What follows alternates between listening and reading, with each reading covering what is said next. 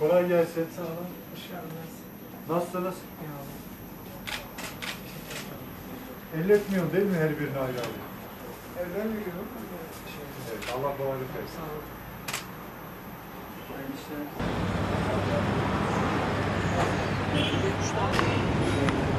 Selamünaleyküm. Kolay gelsin. Hayırlı işler. Ne geziyorsun? Yemek yedim. Ne var ne yok? Nasılsınız? Sağ olun. Hocam başkanım. Teşekkürler, sağ olun. Evet, şunu da kardeşimize verelim. Burada arkadakileri tanıyoruz. Nasıl işlermişler? Allah kolaylık versin. Sağ olun. Birbirinizden olabildiğince uzak durursak.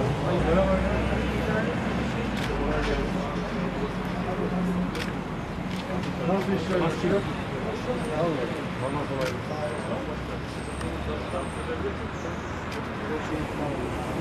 Sayın Valim hoş geldiniz. Hoş bulduk. Selamünaleyküm. Nasılsınız? Teşekkür ederim Valim. Siz nasılsınız? İyilik versin.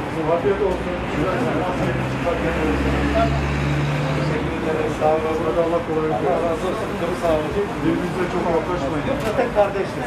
Böyle kardeş Birlikte olsa olabilir. tabii şey yapıyoruz başkanım. Gelenin hepsine söylüyoruz zaten. Evet.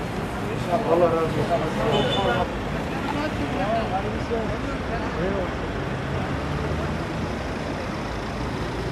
Ergin abi girme.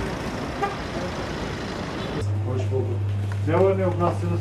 Çok şükür. Sağ olun başkanım. Biber neden biliyor?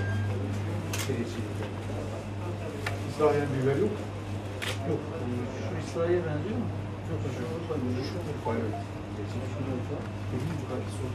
Selamünaleyküm.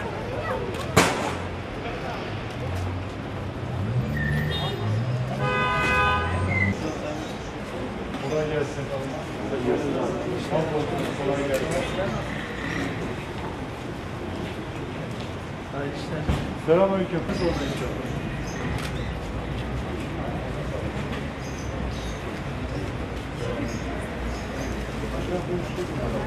Sağ olun.